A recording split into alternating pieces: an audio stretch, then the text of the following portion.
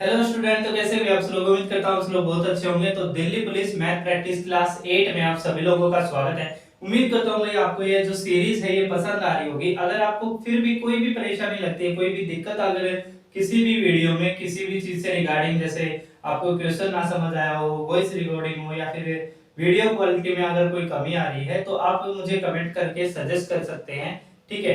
और अगर इससे बेहतर भी अगर आपके पास कोई सजेशन है तो वो भी मुझे जरूर बताइए, मैं उसके ऊपर जरूर गौर करूंगा और आगे आने वाली वीडियोस में उसको जरूर अप्लाई करूंगा। तो आज हम स्टार्ट करते हैं भाई अपने पहले क्वेश्चन से। भाई देखो, पहले क्वेश्चन में कहता है कि find the mean proportional between 3 and 27। ठीक है। तो मीन प्रोपोर्शनल का मतलब क्या होता है, यानी कि भाई समानुपाती। ठीक है। तो मीन प्रोपोर्शनल यानी कि भाई देखो 3 और यहाँ पर कोई वैल्यू है। ठीक है। और यहाँ पर है 27, यानी कि जो रिलेशन 3 का इस वाली वैल्यू से होगा, जो रेशो इस 3 का इस वैल्यू से बनेगा, वही रेशो इस वैल्यू का इस वैल्यू से बनेगा। ठीक है। तो मैं इस वैल्यू को अगर x मान लेता हूं तो इसका एग्जैक्ट मीनिंग है कि 3/x बराबर होगा x/27। ठीक है। तो x की वैल्यू अगर निकालनी है तो x स्क्वायर बराबर हो जाएगा 27 × 3। तो x की जो वैल्यू आएगी वो आएगी, यानी कि यहाँ से 3 बाहर आ जाएगा। इसको मल्टीप्लाई करोगे तो कितना बनेगा 81, और 81 किसका स्क्वायर होता है 9 का। तो x की जो वैल्यू होगी वो कितनी आ जाएगी 9। ठीक है। तो 9 हो जाएगा आपके इस क्वेश्चन का आंसर। नेक्स्ट क्वेश्चन देखते हैं भाई।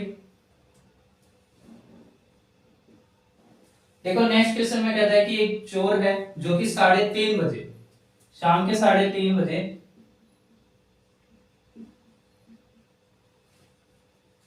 एक कार चुराता है और 80 किलोमीटर पर आवर की स्पीड से चलता है। ठीक है। एक कार इसने 3:30 बजे चुराई और 80 किलोमीटर पर आवर की स्पीड से इधर चला। ठीक है। अब क्या है, यदि चोरी का पता 4 बजे चलता है, हमारी पुलिस थोड़ी लेट होती है। ठीक है। और वो कितने बजे 4 बजे चलता है, और वो मालिक की दूसरी कार से 90 किलोमीटर पर आवर की स्पीड से उसका पीछा करती है। ठीक है। यानी कि चोर के मालिक को जब पता चला तो कितने बजे पता चला भाई, 4 बजे उसे पता चला, शाम के 4 बजे। ठीक है। आधा घंटा लेट उसे पता चला, और वो 90 किलोमीटर पर आवर की स्पीड से इसको चोर को पकड़ने के लिए चल पड़ा। ठीक है। तो 90 किलोमीटर पर आवर की स्पीड से। अब एक बात बताओ भाई, यहां पर कह रहा है ये 3:30 बजे जो चोर है वो 3:30 बजे निकल कर भागा है। तो 3:30 बजे से 4 बजे के बीच में जो डिफरेंस हुआ कितनी देर का हुआ, आधे घंटे का हुआ।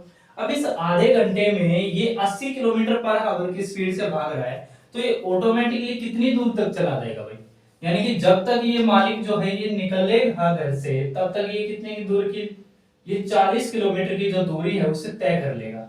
ठीक है। ठीक है, सॉरी 40 किलोमीटर की जो दूरी है उसे तय कर लेगा। अब इस 40 किलोमीटर के बाद जो है वो इनकी जो टाइमिंग है वो एक साथ होगी, यानी कि 4 बजे ही ये यहां से भाग रहा है और 4 बजे ही ये यहां से भाग रहा है। इसकी जो 80 की स्पीड है वो 80 किलोमीटर पर आवर है।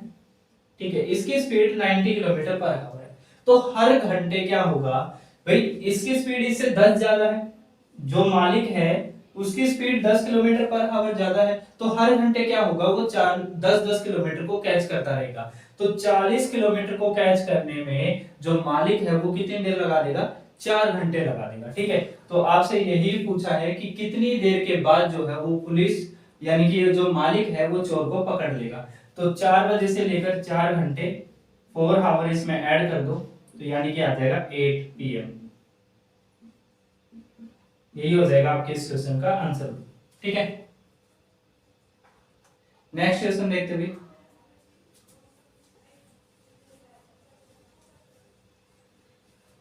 देखो नेक्स्ट क्वेश्चन एवरेज से है। यहां पर कहता है कि 14 बच्चों की एवरेज एज। ठीक है। 14 बच्चे और एक टीचर, तो ये तो क्या हो गया भाई, आपके चिल्ड्रन हो गए। ठीक है। और प्लस में एक टीचर इसमें ऐड हो गया। इन सभी की जो एवरेज है वो कितनी है भाई, 20 वर्ष है, यानी कि 20 ईयर है। अब क्या होता है कि भाई टीचर यहां से चला जाता है। ठीक है। तो एवरेज एज क्या हो जाती है, घट जाती है, और एवरेज एज कितनी हो जाती है भाई, 14 बच्चों की जो एवरेज एज हो जाती है वो होती है 18.5 ईयर। ठीक है। तो अब आपसे पूछा है कि ये जो टीचर गया है इसकी एज कितनी थी, ठीक है। भाई देखो इसका एक बेसिक सा तरीका क्या है कि आप इसको एक बेसिक तरीके से कैसे करो भाई, 15 लोग हैं, 15 लोगों की एज कितनी है भाई, एवरेज एज 20, ठीक है 20 ईयर है, तो टोटल एज कितनी हो जाएगी 300 ईयर हो जाएगी, ठीक है। अब यहाँ पर 14 लोग बचे, 14 बच्चे बचे, अब उनकी एवरेज एज कितनी है 18.5, तो टोटल एज कितनी हो जाएगी भाई यहाँ पर 14 5 70 यानी कि 0 7 128 और 7 35, ठीक है 13 बचेगा, एकम और 27, ठीक है यानी कि 275, ठीक है। यहां से कितना आएगा भाई आपका 25 नहीं 15 दूनी 30, ठीक है 70 0 7 112 आएगा भाई, ठीक है 0 7 14 8 112 112 और 7 119 9 और 11 14 एकम 14 और 4 25, ठीक है 259 आएगा भाई यहाँ पर, तो यानी कि 41 ईयर। ये तो हो गया इसका बेसिक तरीका, यानी कि जो भी टीचर गया है उसकी जो एज कितनी है वो 41 ईयर है, ये इसका बेसिक तरीका है। अब हमें क्या करना है, एग्जाम के अंदर इतना कैलकुलेशन नहीं करनी है, हमें क्या करना है, हमें ये जानना है कि भाई देखो 20 लोग हैं, ठीक है उसमें 14 बच्चे भी हैं और एक टीचर को भी हम शामिल कर लेते हैं, ठीक है ये मान लो ये टीचर है, ठीक है और ये चिल्ड्रन है, इन सभी की एवरेज एज जो है वो कितनी है 20 है, ठीक है तो इनकी भी 20 होगी, इनकी भी 20 होगी, इनकी भी 20 होगी और इसी तरीके से यहाँ पर जो टीचर है इसकी एज भी 20 होगी, ठीक है। अब क्या होता है कि जो टीचर है वो चला जाता है, अगर टीचर गया है, टीचर अगर चला जा रहा है, टीचर अगर चला जा रहा है तो ये अपने 20 साल तो ले ही जाएगा भाई, ये जो एज एवरेज एज इसमें बटी हुई है ये एज तो ये साथ के साथ ले ही गया, ठीक है। अब क्या हुआ कि हर एक बच्चे में से 1.5 भी माइनस हो गया, क्योंकि एवरेज एज अब कितनी रह गई 18.5, तो कितना बचा भाई 1.5 अगर इसमें से माइनस होगा तो कितना हो जाएगा 18.5 हो जाएगा, यानी कि हर बच्चे में से 14 बच्चों में से 18.1.5 जो एज है वो भी कम हो गई, ठीक है तो टोटल कितनी एज कम हो गई भाई 21 साल कम हो गई, यानी कि ये जो टीचर गया है ये अपने साल कितनी एज को लेकर गया है, ये अपने साथ 41 एज को लेकर चला गया, ठीक है तो यानी कि इस टीचर की जो एज होगी वो कितनी हो जाएगी 41 ईयर, ठीक है। तो इस तरीके से आपको एग्जाम में करना है, ये हो जाएगा भाई आपका आंसर। नेक्स्ट क्वेश्चन देखते हैं भैया,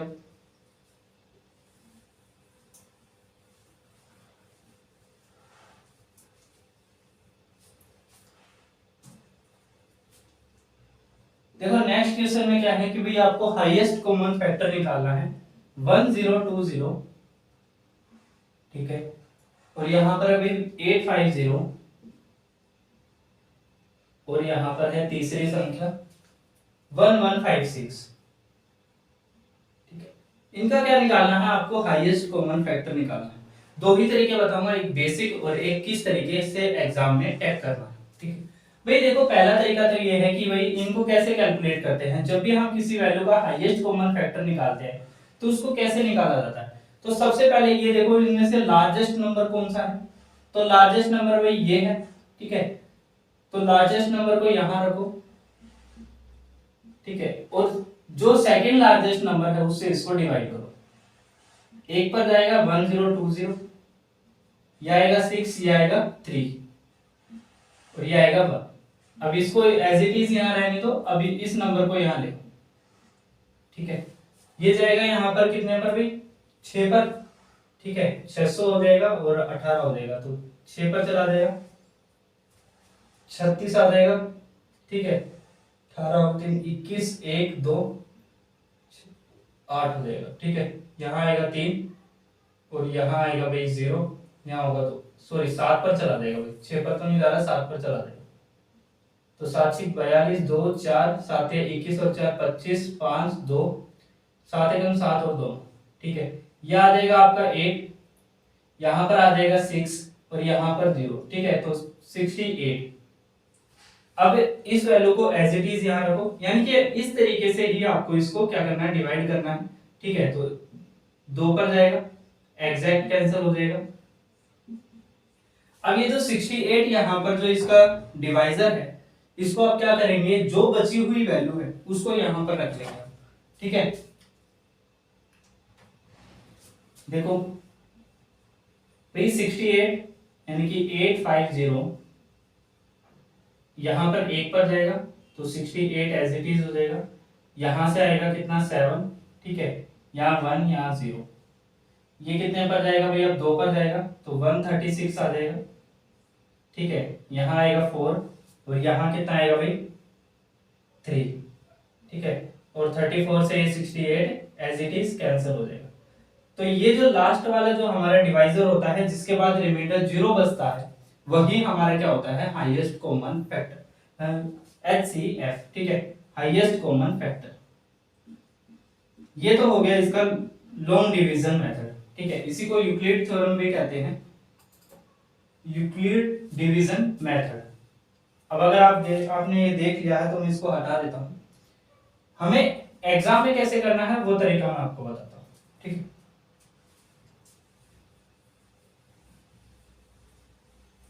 देखो एग्जाम में हमें देखने हैं ऑप्शंस।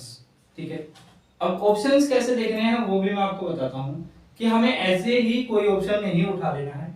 ऑप्शन में क्या होना चाहिए कि इन सभी के फैक्टर का डिविजिबल होना चाहिए। ठीक है, तो ऐसा कोई फैक्टर होना चाहिए, ऐसा कोई नंबर होना चाहिए जिसके जो फैक्टर हों वो इन नंबरों को एग्जैक्टली डिवाइड करे। ठीक है, क्योंकि वो क्या है, हाईएस्ट कॉमन हमें क्या निकालने हैं, फैक्टर निकालने हैं। जैसे यहाँ पर अगर मैं बात करूं पहले ऑप्शन की, तो पहला ऑप्शन क्या है भाई 28। ठीक है, 28 के फैक्टर क्या क्या बन सकते हैं, तो लास्ट में देखोगे तो भाई 7 into 4। ठीक है, हमें पता है भाई 4 से तो हो सकता है कोई ना कोई नंबर डिवाइड, तो क्या 7 से हो सकता है। तो अगर देखोगे तो ये नंबर 7 से डिविजिबल नहीं है, तो यानी कि ये पूरा ही नंबर इसको डिवाइड नहीं कर सकता है। ठीक है, अब दूसरा ऑप्शन देखोगे तो 24। 24 में क्या मेन आता है भाई 6 into 4। ठीक है, तो देखोगे तो भाई यहाँ पर क्या 6 से ये नंबर डिवाइड है, तो नहीं है भाई, 8 और 5 13। ठीक है, तो ये नहीं है तो ये भी हट जाएगा। तीसरा ऑप्शन देखोगे तो भाई ये आता है 34 और ये कितना होता है 17 into 2। अब देखोगे तो भाई 17 से ये सारे के सारे नंबर डिविजिबल है। ठीक है, तो यानी कि यही हो जाएगा आपका आंसर। फोर्थ ऑप्शन चेक कर लो कि फोर्थ ऑप्शन में क्या अभी 22 है। 22 किस में होता है, 11 into 2 होता है। 22 के फैक्टर क्या बनेंगे 11 into 2, यानी कि 11 से ही ये डिविजिबल होने चाहिए, जो कि नहीं है, तो ये भी इसका आंसर नहीं हो सकता।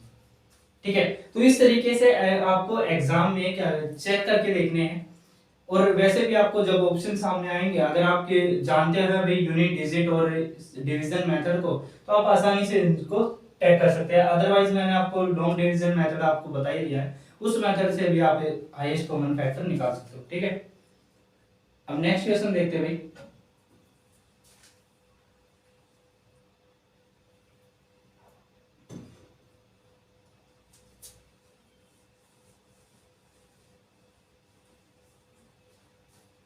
देखो भाई नेक्स्ट क्वेश्चन में क्या है, रानी की स्पीड दे रखी है कितनी भाई 15 किलोमीटर पर आवर। तो स्पीड है कितनी 15 किलोमीटर पर आवर। ठीक है, और डिस्टेंस दिया है 200 मीटर और पूछा है कि कितने समय में ये 200 मीटर की दूरी तय करेगी। ठीक है, तो 200 मीटर। ठीक है, अब देखो भाई डिस्टेंस का फॉर्मूला क्या होता है। ठीक है, या यहाँ पर डायरेक्ट टाइम निकालना है तो डायरेक्ट टाइम का लगा लो, ये होता है डिस्टेंस अपॉन स्पीड। ठीक है, तो डिस्टेंस कितना भाई 200 मीटर है। ठीक है, स्पीड कितनी है भाई 15 किलोमीटर पर आवर। ठीक है, अब देखो 15 किलोमीटर पर आवर को हमें जो इसका टाइम निकालना है वो सेकंड में निकालना है, यानी कि छोटी यूनिट में निकालना है। तो छोटी यूनिट को निकालने के लिए हम क्या करते हैं, 5 बड़ी यूनिट वाले वैल्यू को छोटी वाली यूनिट से यानी कि 5/18 से मल्टीप्लाई कर देते हैं। ठीक है, ये तो तरीका आपको पता ही होगा। यानी कि मान लो भाई हम किलोमीटर पर आवर कोई वैल्यू लिखी हुई है और इसको हम मीटर पर सेकंड में बनाना चाहते हैं। ठीक है, तो किससे मल्टीप्लाई करना होगा, 5/18 से करना होगा। ठीक है, अगर मैं सॉरी इसी को मल्टीप्लाई करना होगा, उधर भी मल्टीप्लाई, इसको मल्टीप्लाई करना होगा 5/18 से। ठीक है, तब ये क्या बन जाएगी, मीटर पर सेकंड बन जाएगी। अगर मीटर पर सेकंड में कोई वैल्यू लिखी है और उसको किलोमीटर पर हावर में बनाना है, यानी कि इसी का उल्टा करना है, तो हमें क्या करना पड़ेगा, 18/5 से मल्टीप्लाई करना होगा। ठीक है, अब याद कैसे रखेंगे भाई ऐसी चीज को, क्योंकि कंफ्यूजिंग होता है कि कोई बच्चा 18/5 कर देता है, कोई कई जगह पर 5/18 कर देता है, उसको ये पता ही नहीं चलता है कि 18/5 करना है या 5/8 करना है, 5/18 करना है। तो देखो याद करने का सिंपल सा तरीका बताता हूँ। सिंपल तरीका क्या है, अब ये देखो आपको बनाना क्या है भाई, आपको बड़ी यूनिट से छोटी यूनिट बनानी है, तो ऊपर आएगी छोटी वैल्यू, तो ऊपर छोटा क्या है 5 है, नीचे क्या है 18, ये हो गई। ठीक है, अब देखो ये देखो यहाँ पर क्या बनाना क्या है भाई, छोटी यूनिट से बड़ी यूनिट बनानी है। इस इतना तो पता होगा ना कि मीटर जो पर सेकंड होता है वो छोटी यूनिट होता है, और किलोमीटर पर आवर जो होता है ये बड़ी यूनिट होता है। तो अगर बड़ी यूनिट बनाना है तो ऊपर हमें बड़ी वैल्यू रखनी है, बस इतनी सी बात है। ठीक है, अब यहाँ पर इसको कैलकुलेट कर लूं, ये आ जाएगा आपका आंसर। 3 से इस 18 को ऊपर ही रख लूं। ठीक है, 3 से 5 और यहाँ पर 3 छिक 18, 25 से 8 पर 8 छिक 48 सेकेंड, ये हो जाएगा आपका आंसर भी। ठीक है, नेक्स्ट क्वेश्चन देखते हुए,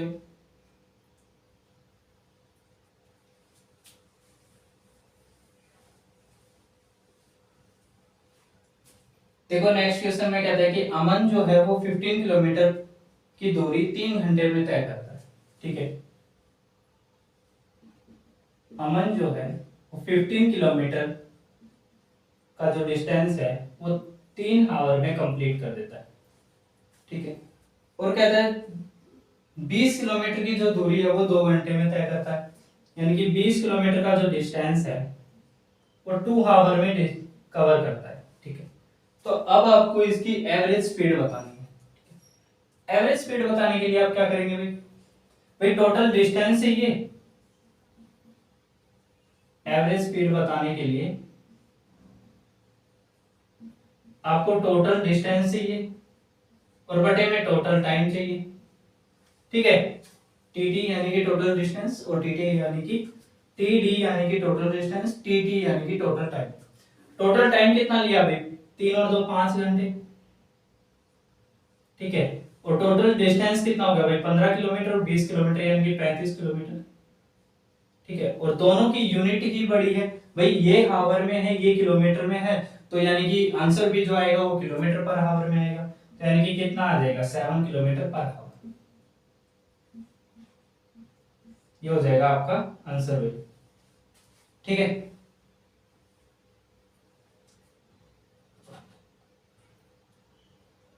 नेक्स्ट क्वेश्चन देखो भाई, भाई नेक्स्ट वाले क्वेश्चन को थोड़ा अच्छे से समझ लेना। देखो ये जो क्वेश्चन था ना ये हर एक सीट में करवाया मैंने अभी तक, यानी कि पहली से लेकर अगर आप पिछली 7 सीट भी देखोगे ना उन सभी में था ये क्वेश्चन, तो यानी कि ये क्वेश्चन काफी बार रिपीट हुआ है, तो इंपॉर्टेंट तो है ही अपने आप में। ठीक है, और बेसिक सा क्वेश्चन है, कुछ ज्यादा हैवी नहीं इसके अंदर, लेकिन वही है ना कि जिस क्वेश्चन को बार बार रिपीट कर रहे हैं इसका मतलब उसमें कुछ तो इंपॉर्टेंट होगा ही ना, यानी कि वही टाइप ज्यादा इंपॉर्टेंट है। ठीक है, देखो भाई यहां पर एस जो है वो एक काम को 50 दिन में पूरा कर सकता है। ठीक है, एस जो है वो किसी काम को 50 दिन में कंप्लीट करता है। टी जो है 40 दिन में पूरा कर सकता है। ठीक है, एम उसी काम को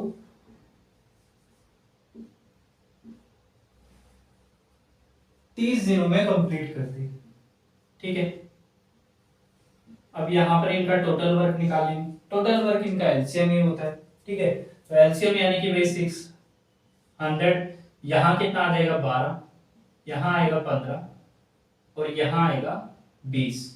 जानते हो ना ये 15 20 कैसे आता है, यानी कि हम इनके टोटल इनके वर्क से तो जितने दिनों में इन्होंने काम किया उससे अगर हम टोटल वर्क को डिवाइड करते हैं तो इनकी एफिशिएंसी निकलती है एक दिन की, तो ये जो वर्क है ये इनका एक दिन का वर्क है।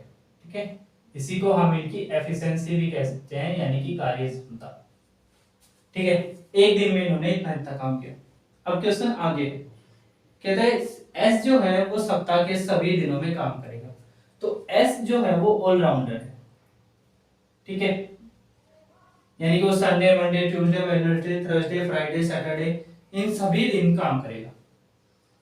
टी केवल मंडे वेडनेसडे, तो टी के काम देखो भाई, टी कह रहा है कि मैं सिर्फ मंडे को काम करूंगा, वेडनेसडे को काम करूंगा और फ्राइडे को काम करूंगा, ठीक है, एमडब्ल्यूएफ में काम करेगा, ठीक है। अब कहता है एम जो है, एम वो सिर्फ और सिर्फ सैटरडे और संडे को काम करेंगे, नवाबी लोग सैटरडे और संडे को काम करेंगे, ठीक है। तो कहता है अगर सोमवार से काम शुरू हुआ तो कितने सप्ताह में काम पूरा हो जाएगा। भाई अगर सोमवार ने काम शुरू किया तो सोमवार को जो काम होगा हमें इसमें क्या करना पड़ेगा, पूरे सप्ताह का एक सर्कल बनाना पड़ेगा कि पूरे सप्ताह के अंदर जो काम है वो कितना हो जाता है। तो सबसे पहले ये देखो कि सोमवार के दिन, भाई मंडे वाले दिन किन किन लोगों ने काम किया, भाई मंडे से दिन शुरू हुए तो मंडे वाले दिन, तो मंडे वाले दिन टी काम करेगा, यानी कि टी यानी कि 15 काम होगा। भाई 12 तो हर जगह पर है, तो Monday Tuesday Wednesday Thursday Friday और सैटरडे, ठीक है, लास्ट में लिख देते संडे।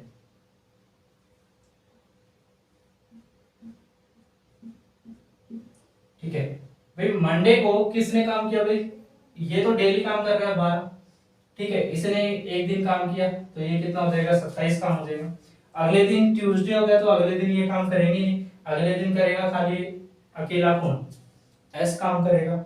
फिर अगले दिन वेडनेसडे के साथ ये काम करेगा तो 12 + 15, फिर ये अकेला काम करेगा, फिर 12 + 15 काम करेगा, ठीक है, फिर ये अकेला काम करेगा, सॉरी फिर ये किसके काम करेगा, सैटरडे के साथ काम करेगा, यानी कि 20 के साथ काम करेगा, तो 12 + 20, ठीक है, और ये 12 + 20।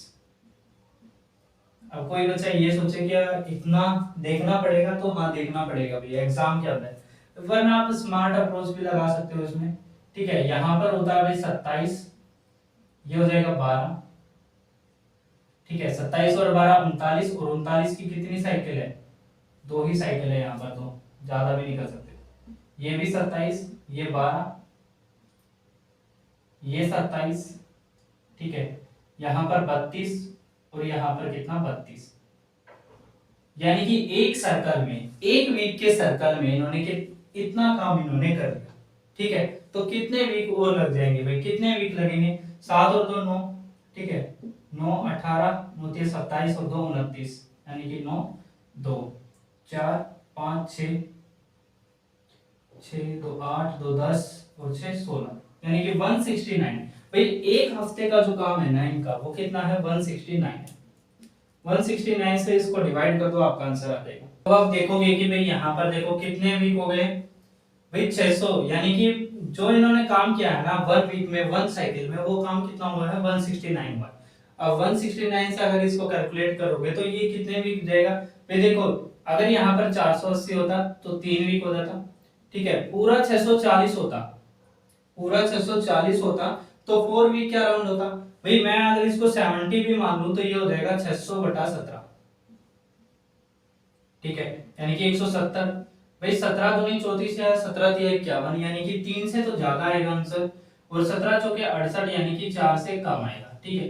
तो जो भी इसका आंसर आएगा वो कितना आएगा, 3 टू, यानी कि जो बिटवीन 3 to 4 वीक के बीच में आएगा, ठीक है। तो यही हो जाएगा आपके इस क्वेश्चन का आंसर, क्योंकि एग्जैक्ट आंसर आपसे पूछा नहीं है, सिर्फ ये पूछा है कि किस से किस वीक के बीच में जो है वो इस काम को कंप्लीट करेंगे, ठीक है।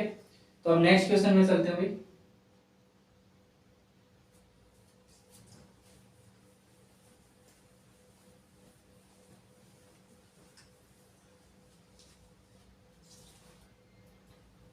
देखो भाई नेक्स्ट क्वेश्चन में क्या है, यहां पर क्या दिया गया है कि कोण दिया गया है, ठीक है, कोण की जो रेडियस है, तो ये कोण है आपके सामने, इसकी जो रेडियस है वो कितनी है भाई 7 है, ठीक है, और आपको इसका कर्व्ड सरफेस एरिया दिया है, ठीक है।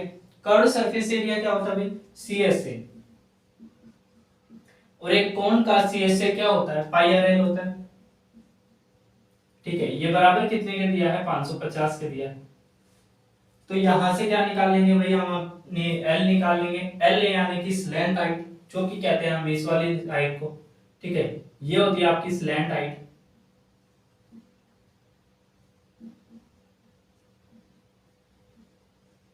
ठीक है, और इससे हमें निकालेंगे भाई इसको, अपनी हाइट को। ठीक है, जो कि हमें मदद करेगी वॉल्यूम निकालने में।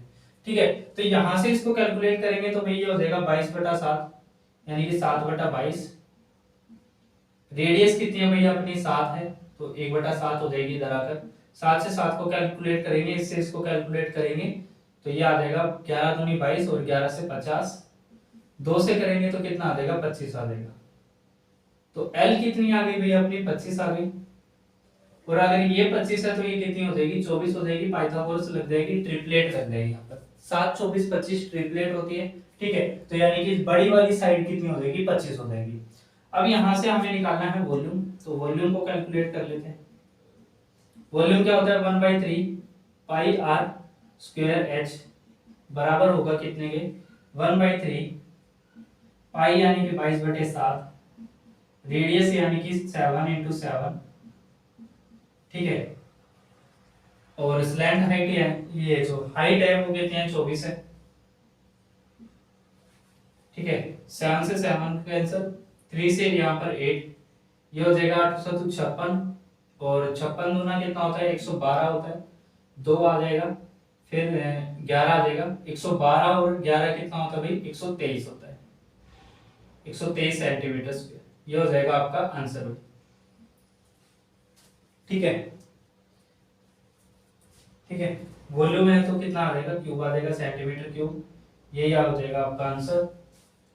ठीक है, नेक्स्ट क्वेश्चन देखते हुए अब सक्सेसिव डिस्काउंट आपसे पूछा है।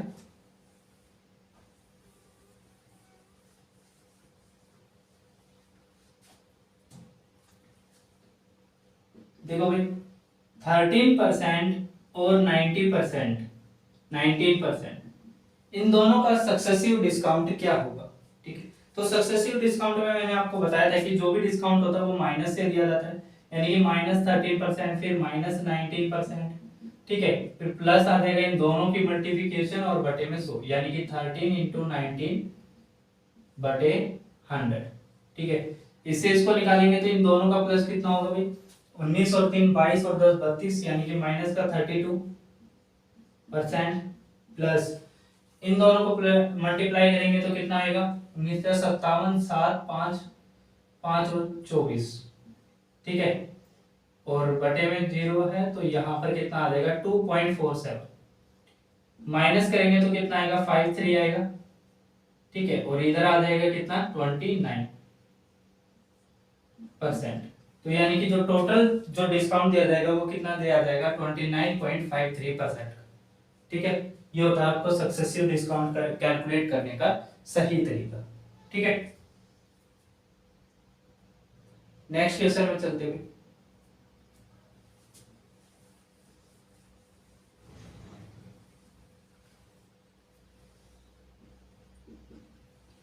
देखो भाई, नेक्स्ट क्वेश्चन में कहता है कि एक दुकानदार है जो कि सभी कपड़ों पर 20% का डिस्काउंट देता है, और नगद अगर आप पैसे देते हैं तो उस पर भी 5% का अलग से डिस्काउंट देता है। तो 7200 रुपए के एमआरपी वाले जैकेट पर ग्राहक को कितने पैसे देने पड़ेंगे। तो देखो भाई, 7200 रुपए ये उसका क्या है, मार्केट प्राइस है। अब इस पर पहले तो 20% का छूट मिलेगा। 20% यानी कि भाई 1/5, यानी कि जो भी वस्तु होगी वो 4 की मिलेगी हमें, 5 की ना होकर। ठीक है, अब इतना देने के बाद भी अगर हम कैश पैसे दे रहे हैं तो 5% की अलग से डिस्काउंट मिलेगी। 5% की फ्रैक्शन क्या होती है, 1/20, यानी कि पैसे कितने लिए जाएंगे हमसे, 19। ठीक है, कैलकुलेट कर लो, 20 पंजे 100, तो ये दोनों जीरो कैंसिल। अब दोनों को मल्टीप्लाई करोगे तो यहाँ पर कितना आ जाएगा भाई, 19 चौक 76, यानी कि 76 × 72। दोनों को मल्टीप्लाई करने का तरीका मैंने आपको बताया था कि जब भी कोई भी दो नंबर, 2 डिजिट वाले ऐसे नंबर जिनका या तो यूनिट डिजिट सेम हो या फिर 10 डिजिट सेम हो, तो उनको कैसे मल्टीप्लाई करेंगे। देखो, सबसे पहले भाई इन नंबरों से इन नंबरों से आपको स्टार्ट करना है कि 2 सी, ठीक है, 2 6 जा 12, ठीक है, और यहां से 7 7 जा कितना भाई 14 9, ठीक है। अब यहां पर देखेंगे तो फिर आप प्लस पास पास वाले से भाई 2 7 जा 14 और 6 7 जा कितना भाई 42, 42 को इसमें ऐड करोगे तो ये आएगा 6 और 56, 56 को इसमें ऐड करोगे तो कितना बनेगा 2 7, यहाँ 4 यहाँ 5, ठीक है। तो 5 और 72 आपका बन जाएगा आपका आंसर, ठीक है। नेक्स्ट क्वेश्चन में चलते हुए देखो, नेक्स्ट क्वेश्चन में क्या है भाई, आपके पास एक बाउल है, ठीक है, एक हेमिस्फेयर एक बाउल है आपके पास, और वो कौन सी धातु का भाई, ब्रास का है, ठीक है, यानी कि पीतल का बना हुआ है। अब इस बाउल का जो इंटरनली जो डायमीटर है वो कितने सेंटीमीटर का है, 14 सेंटीमीटर का है, ठीक है।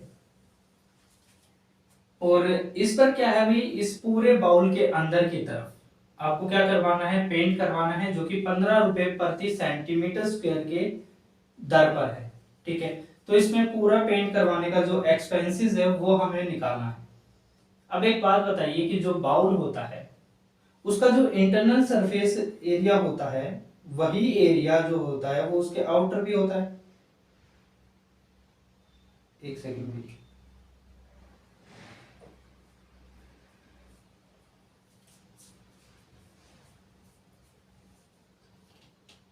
देखो भाई, ये होता है एक बाउल, ठीक है, इस तरीके का होता है भाई आपका ये बाउल, ठीक है, और यहां से इस तरीके से, यानी कि यहाँ का जो इसका डायमीटर दिया गया है वो कितना भाई 14 सेंटीमीटर, तो रेडियस कितनी हो जाएगी इसकी 7 सेंटीमीटर, ठीक है। अगर रेडियस 7 सेंटीमीटर है तो यहाँ पर ये जो लाइन होगी ये भी कितने की हो जाएगी भाई 7 सेंटीमीटर की हो जाएगी, ठीक है। आपसे पूछा क्या है कि इसके अंदर हमें क्या करवाना है, रंग पेंट करवाना है। अब एक बात बताओ, या तो रंग अंदर की तरफ करवाओ या बाहर की तरफ करवाओ, इसका जो स्फेयर एरिया आएगा, ठीक है, इसका जो कर्व सरफेस एरिया जो आएगा, इसका जो सरफेस होगा उसी पर तो पेंट होगा भाई, या तो आप अंदर की तरफ करवा लो या बाहर की तरफ करवा लो, एरिया तो सेम ही रहेगा, ठीक है। तो किसी भी हेमिस्फेयर का जो कर्व सरफेस एरिया होता है वो कितना होता है भाई, वो होता है 2 पाई आर स्क्वायर, ठीक है। और यही आपको निकालना है बस, तो 2 इंटू 22/7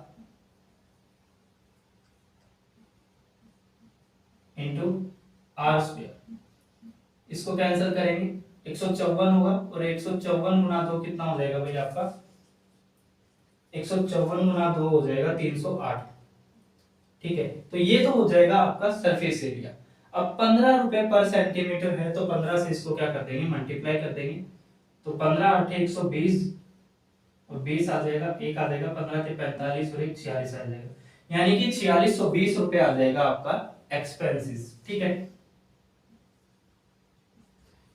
इतने रुपए आ जाएगा भाई आपका खर्च, ठीक है। ये हो जाएगा आपके इस क्वेश्चन का आंसर। नेक्स्ट क्वेश्चन में चलते हैं अभी।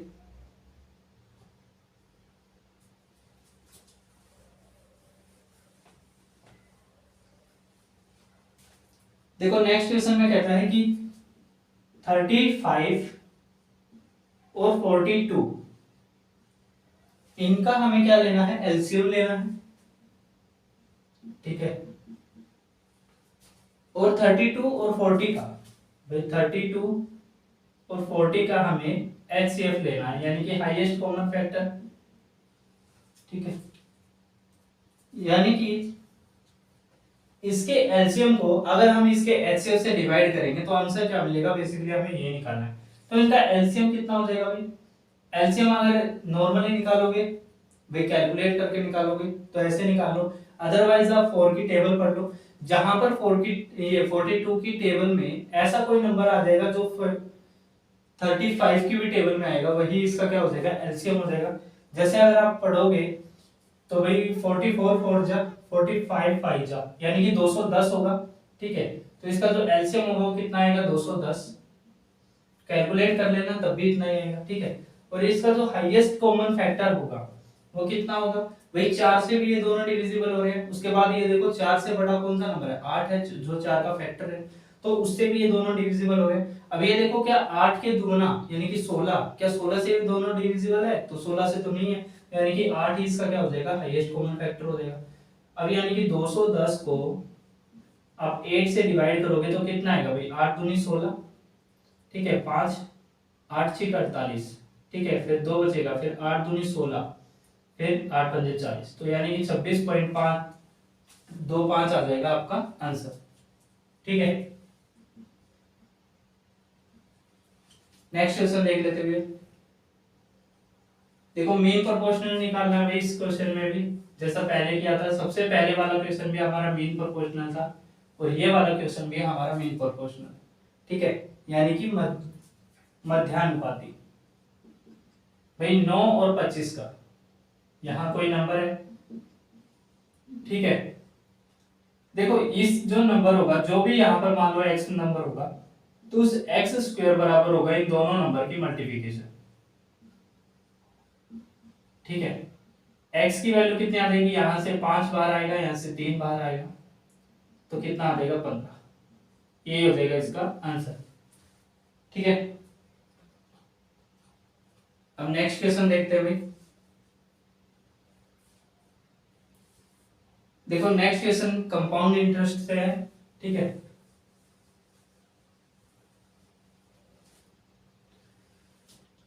देखो कंपाउंड इंटरेस्ट से है भाई 20% की रेट पर, 20% यानी कि 1/5, ठीक है, इसी दर पर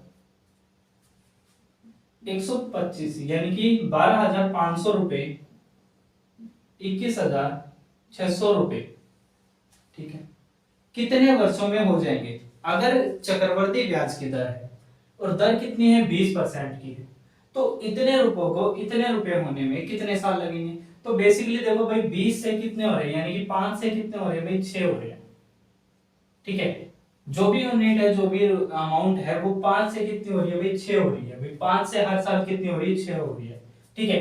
तो अगर मैं इसका रेशियो बना लूं तो यहां से देखो भाई 2 जीरो कैंसिल, 2 जीरो कैंसिल, यानी कि 5 से 125 होने में कितनी के पावर करनी पड़ेगी, पावर 3 करनी पड़ेगी, पावर 3 इसकी करनी पड़ेगी, यानी कि कितने साल लग जाएंगे भाई, 3 साल लग जाएंगे। जितनी पावर करनी पड़े उतने ही क्या लग जाते हैं, साल लग जाते हैं, ठीक है। बस ध्यान ये रहे कि आप यहां पर उनका रेशियो बना लो, ठीक है। नेक्स्ट क्वेश्चन देखते हुए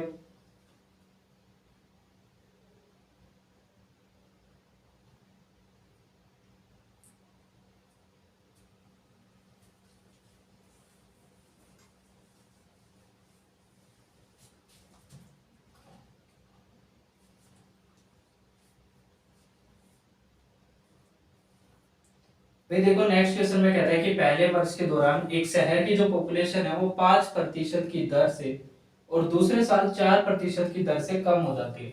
यदि जनसंख्या 30,240 थी तो पहले वर्ष के अंत में कितनी थी, ठीक है। तो भाई देखो भाई कितनी दर से, पहले साल 5% की दर से, दूसरे साल 4% की दर से, ठीक है। पहले साल कितनी हुई भाई, 20 से 19 हुई, भाई यहाँ पर कोई भी पॉपुलेशन है, ठीक है, वो पहले 5% की दर से कम हो रही है, तो बची कितनी, 19/5, 19/20 बची, ठीक है। अगले साल क्या हुआ भाई, 25 की दर से, यानी कि भाई 4% की वैल्यू कितनी होगी, 1/25 होगी, यानी कि जो पॉपुलेशन पहले 25 थी वो कितनी रह गई, अब ये घटकर 24 हो गई, ठीक है। और ये बराबर में रह कितनी भी, ये रह गई भाई आपकी 30,240, कैलकुलेट कर लो, x की वैल्यू निकल जाएगी, ठीक है। भाई 19 से इसको कैलकुलेट करेंगे, यहां पर आएगा 19 से 19, ठीक है, यहाँ आएगा 11, और 19 दूनी 38, 57, 76, 95, 102, ठीक है।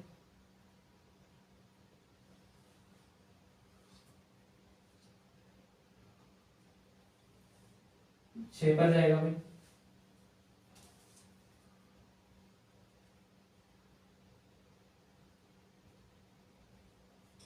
114 पर नहीं जाएगा भाई, 19 5 पर ही रखना पड़ेगा,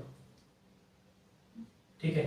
95 यहाँ से आएगा तो 7 17 बचेगा, ठीक है। तो यहाँ पर आ जाएगा 70, इससे तो डिविजिबल होगा ही नहीं यहाँ पर।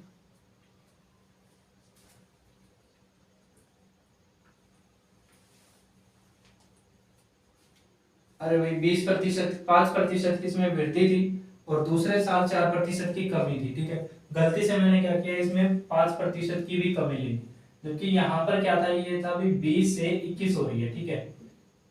ये 20 से 21 हो रही है तो यहाँ पर 21 रखना था, ठीक है भाई। अब हो जाएगा ये कैलकुलेट, तो 30,000 कितना आएगा, 240 आएगा, ठीक है। अब इसको डिवाइड कर लो भाई, अब हो जाएगा ये 21 से डायरेक्ट करेंगे तो 21 से 21, ठीक है। यहाँ पर 9, 21 से 63, ठीक है। 21 4 84, तो 4 पर जाएगा, फिर 8 21 4 84 और 0, ठीक है। 24 से डायरेक्ट 6 बार मिल जाएगा, 60 आ जाएगा, यानी कि 25 गुना ये हो जाएगा 500 और 500 गुना 60 हो जाएगा कितना, 30,000। तो यही हो जाएगा आपके इस क्वेश्चन का आंसर, ठीक है। तो वो 30,000। आगे क्या पूछा भाई, पहले वर्ष के अंत में कितनी थी, ठीक है। तो पहले वर्ष के अंत में तो भाई 20% की वृद्धि भी तो हुई है, तो x में इतनी है तो भाई 20% की वृद्धि कर दो, इसमें 20 21 कर दो भाई, ठीक है। यहां से काटोगे तो ये आकर 1500, 21 से मल्टीप्लाई करोगे तो 21 0 0, 21 5 105, 10 और 21 1 और ये हो जाएगा 31, यानी कि 31,500 हो जाएगा इस क्वेश्चन का आंसर, ठीक है भाई। देखो पहले तो x की वैल्यू निकाल लेंगे, ठीक है, जो भी आएगी, और फिर ये कह रहा है कि एक साल के बाद जो पॉपुलेशन थी वो कितनी थी, बस वो बता दो हमें, ठीक है। तो एक साल के बाद कितनी हुई भाई, x में कितने की वृद्धि हुई, 5% की, यानी कि 20 से 21 होनी थी, तो 31,500, ठीक है। यही हो जाएगा आपके इस क्वेश्चन का आंसर। तो भाई देखो आज की क्वेश्चन हुए खत्म, और एक क्वेश्चन बचा है, वो मैं आपके इस पर स्क्रीन पर डाल दूंगा, वो आप खुद से प्रैक्टिस कीजिएगा। अगर आपसे होता है तो अच्छी बात है, नहीं होता है तो नेक्स्ट वीडियो में मैं खुद करवाऊंगा। और अगर आज की वीडियो में समझ आई है, पसंद आई है, तो इस वीडियो को जरूर शेयर करना, ताकि मैं नेक्स्ट से नेक्स्ट वीडियो आपके लिए लाता रहूं। और फिर भी अगर कोई सजेशन है आपके लिए, आप चाहते हैं कि इसमें मैं कोई और इसके अंदर अपडेट करूं वीडियो के अंदर, तो वो भी आप मुझे कमेंट कर दीजिएगा। तो आज के लिए धन्यवाद।